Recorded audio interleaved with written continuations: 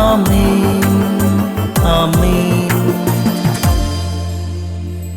യേശുവിന്റെ ഏറ്റവും പ്രിയമുള്ള കുഞ്ഞെ, പുറപ്പാടിന്റെ പുസ്തകം 23-ാം അധ്യായം 4-5 വാക്യങ്ങൾ.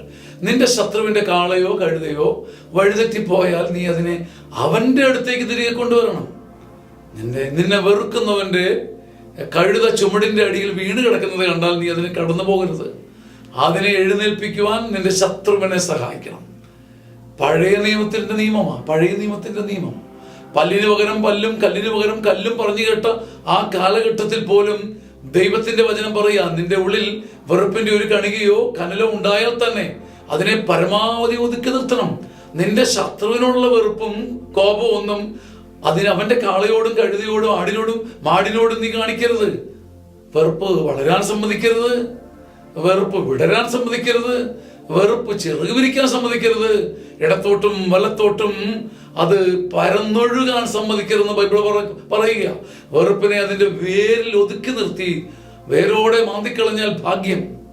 നിന്റെ ശത്രുവിന്റെ കാളയ്ക്കും കഴുതയ്ക്കും നീ ശത്രുവിന്റെ ഭാഗതയും കൊടുക്കരുത്. അതിനെ തല്ലല്ലേ, കൊല്ലല്ലേ, തകർക്കല്ലേ, വീഴിക്കരുത്, നോവിക്കരുത്.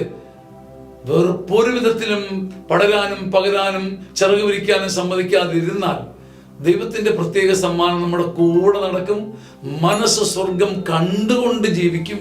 ആമേൻ, ആമേൻ, ആമേൻ.